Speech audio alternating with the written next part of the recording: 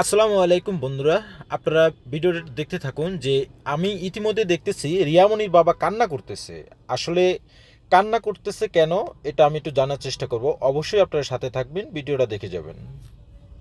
আসলে আমি যতটুকু জানতে পারলাম যে কি হয়েছিল, রিয়ামনিকে নিয়ে কি হয়েছিল প্রথমে থেকে একটু বলবেন। তো উনি বলল যে আপনার এই যে রেহানা, উনি রাস্তা দিয়ে যাচ্ছে, তো আমার মেয়েকে দেখে ডাক দিছে ফুল কিনবে বলে। তো ডেকে ডাক দিছে, ওনাকে ডাক দেওয়ার পর উনি গেছে, যাওয়ার পরে বলছে যে তুমি ফুল কত করে বিক্রি করো? উনি বলছে যে আমি 30 টাকা করে ফুল বিক্রি করি। তো ও বলছে যে আমি 5টা নিব, কত রাখবা? কয় 150 টাকা দিবেন। কয় না 100 টাকা দিই।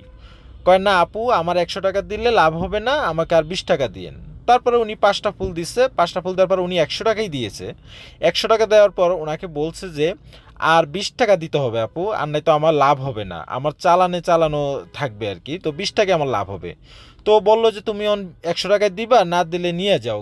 তো ও পরে বলছে যে আপু আর 20 টাকা দেন। কয় 20 টাকা আমার কাছে নাই, পারলে তুমি আমার 20 টাকা ভিক্ষা দাও। মেন কাহিনী হলো এইখান থেকে শুরু, ঠিক আছে? তো 20 টাকা ভিক্ষা দাও।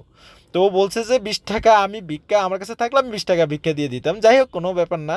কিন্তু এখন সে এই রিয়ামণি হচ্ছে রেহানা আখির জন্যই কিন্তু আজকে ভাইরাল হয়ে গেছে, এই পর্যায়ে আসতে পারছে। তো সবাই এটা কোনো নেগেটিভভাবে কেউ নিয়েন না, এটা আসলে ওর ভাগ্য ছিল।